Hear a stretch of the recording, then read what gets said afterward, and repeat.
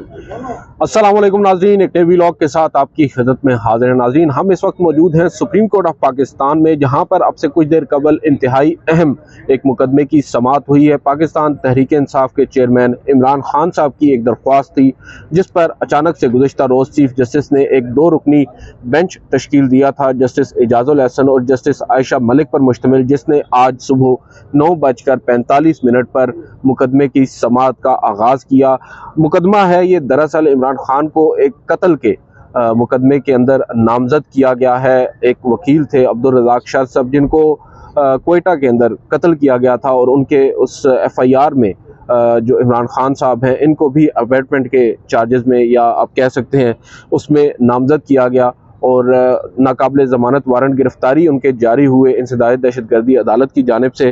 और उसके अगेंस्ट जो लतीफ़ खोसा साहब हैं, इमरान खान साहब के वकील, उन्होंने पहले तो बलोचिस्तान हाई कोर्ट से रुजू किया, और उसके बाद फिर जब वहाँ से उनको रिलीफ नहीं मिला तो उन्होंने सुप्रीम कोर्ट में 19 जून को एक दरख्वास्त दायर की, और आज उस दरख्वास्त पर समाअत हुई। समाअत के आगाज़ पर ही लतीफ़ खोसा साहब, इससे कबल के समाअत का आगाज़ हम कराएं, इससे आपको पहले ये बता दें कि आज रात को मुख्तलिफ़ पैगामात हमें मौसूल हुए। मुख्तलिफ़ जो वकला हैं, जो लीगल टीम है इमरान खान साहब की, उन्होंने ये बताया कि इमरान खान साहब ज़ाती हैसियत में आज सुप्रीम कोर्ट में पेश होंगे, क्योंकि उन्होंने इस्लामाबाद वैसे भी आना है। जुडिशल कॉम्प्लेक्स के अंदर भी उनकी मुतअद्दिद पेशियाँ हैं, एक से ज़ायद उनकी आज अदालतों में पेशियाँ थी, जिसके लिए इमरान खान साहब ने लाहौर से स्पेशली इस्लामाबाद आना था। और ये कहा जा रहा था, बताया ये जा रहा था कि इमरान खान साहब इस पर्टिकुलर केस के लिए भी खुद सुप्रीम कोर्ट में आएंगे, मगर ऐसा नहीं हुआ। 9:30 पर जब हम कमरा अदालत में दाखिल हुए, ये कमरा अदालत नंबर 2 है, जहाँ पर जस्टिस एजाजुल एहसन और जस्टिस आयशा मलिक का बेंच बैठा था।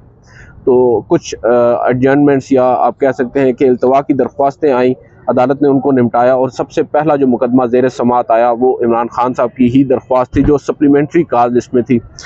केस कॉल हुआ, लतीफ़ खोसा साहब रोस्टम पर आए, उन्होंने अपने आर्गूमेंट्स का आगाज़ ही उन ख़बरों से किया जिनका हम माजी में भी आपको बता चुके हैं कि किस तरह एक मुकदमा अभी दर्ज हुआ नहीं था कि टीवी चैनल्स पर इमरान खान साहब की नामजदगी की ख़बरें चलने लगीं, और इसी हवाले से लतीफ़ खोसा साहब ने अदालत की जो तवज्जो है वो मबजूल कराई इस जानिब। तहम जस्टिस आयशा मलिक ने उनको कहा कि आप टीवी चैनल्स को छोड़ें, आप हमें ये बताएं कि एफआईआर में क्या लिखा है, हमें एफआईआर पढ़कर बताएं।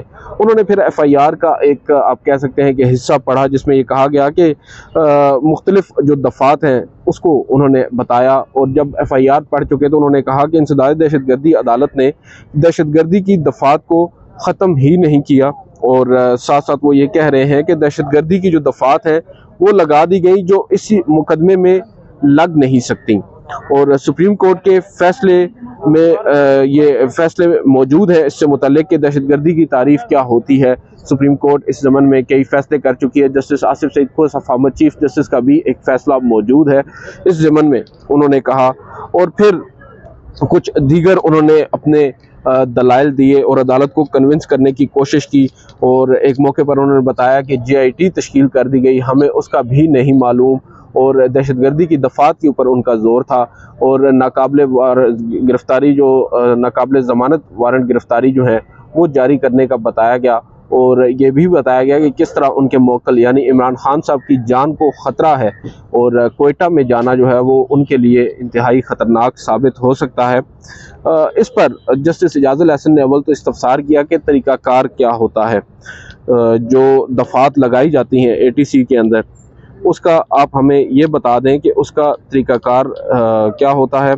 और जस्टिस आयशा मलिक ने कहा कि अगर आप ये समझते हैं कि जो दफ़ात लगाई गई हैं दहशतगर्दी की इमरान खान साहब के अगेंस्ट, अगर ये गलत हैं, तो इसके हवाले से अब आगे रेमेडी क्या होगी। क्या जो अदालत है वो, उसके ऊपर ये लाजिम है कि वो ख़ुद से ये डिसाइड करे कि ये दफ़ात लगनी है, ये दफ़ात नहीं लगनी। और अभी तक तो हमारी इतलात के मुताबिक उन्होंने कोई कॉग्निजेंस इस मामले में नहीं लिया, और अभी तो चालान भी जमा नहीं हुआ। फिर उन्होंने ये पूछा जस्टिस एजाजुल एहसन ने कि आइन की या कानून की किस शिक के तहत जो ATC है, इंसदाद दहशतगर्दी की जो अदालत है, वो वारंट्स जारी करती है या JIT तश्कील देती है।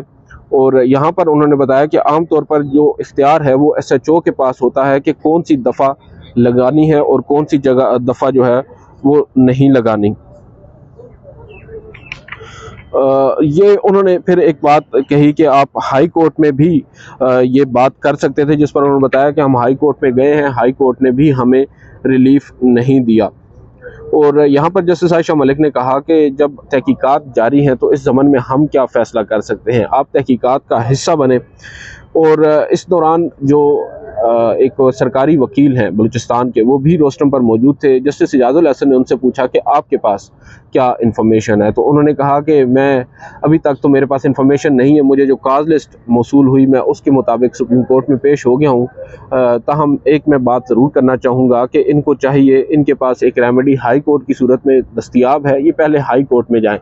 तो वकील साहब को ये मालूम नहीं था कि जो दरख्वास्त गुजार हैं इमरान खान साहब, वो हाई कोर्ट से होकर यहाँ पर आए हैं, जिस पर जज साहब को ये बताना पड़ा सरकारी वकील को कि वकील साहब ये हाई कोर्ट से होकर यहाँ पर आ रहे हैं, पहले डायरेक्टली हमारे पास नहीं आए। उसके बाद बहरहाल जो वकील हैं सरकारी, उन्होंने कहा कि अदालत अगर नोटिस कर दे इस दरख्वास्त के ऊपर तो हम अपनी हिदायत लेकर अदालत को आइंदा समात पर आगाह कर देंगे। अदालत ने फिर तमाम जो फ्रीकैन है इस मुकदमे के अंदर उनको नोटिस जारी किए, एडवोकेट जनरल बलूचिस्तान को नोटिस जारी किया और साथ साथ प्रोसिक्यूटर जनरल को भी नोटिस जारी कर दिया।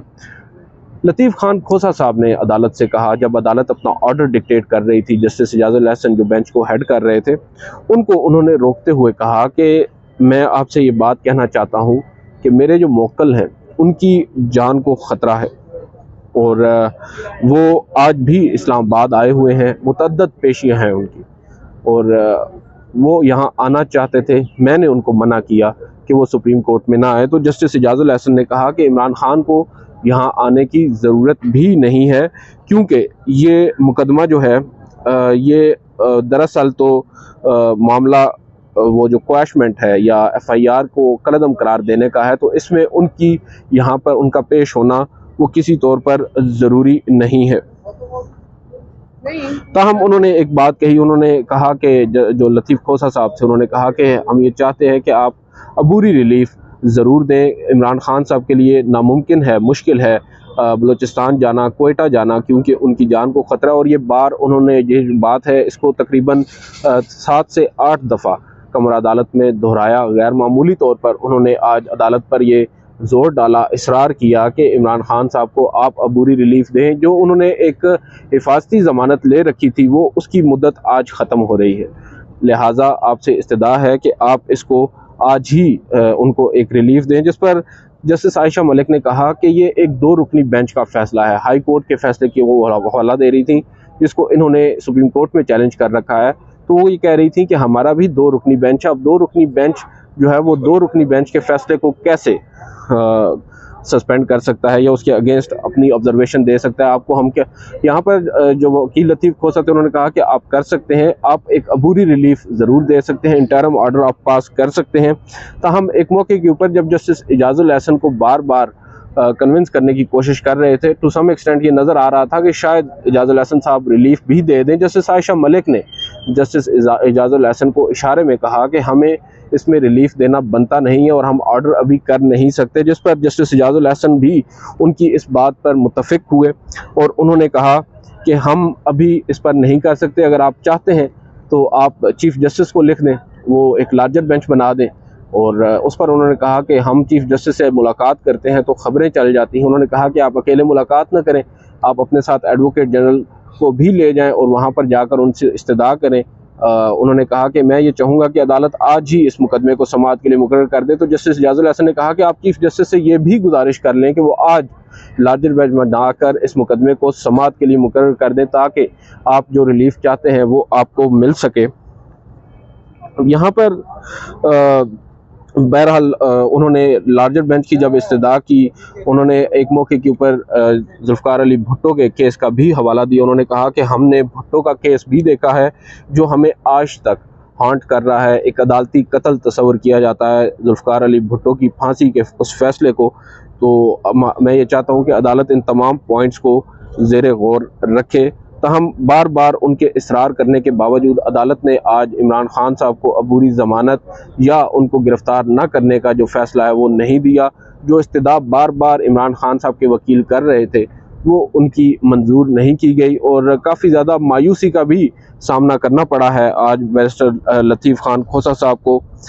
उन्होंने अदालत ने अब वाज़ेह तौर पर यह कहा है कि जब तक लार्जर बेंच नहीं बनता हम आपकी कोई मदद नहीं कर सकते। अब देखना यह होगा कि इस मामले में चीफ जस्टिस ऑफ पाकिस्तान लतीफ़ खान खोसा साहब अव्वल तो दरख्वास्त दायर करते हैं या नहीं, और अगर वो दरख्वास्त दायर करते हैं तो क्या लार्जर बेंच बनाएंगे, और अगर लार्जर बेंच बनाएंगे तो उसको कब समाअत के लिए मुकर्रर करेंगे, क्योंकि इस 2 रुकनी बेंच ने तो अब मामले को गैर मुअय्यना मुद्दत तक के लिए मुलतवी कर दिया है।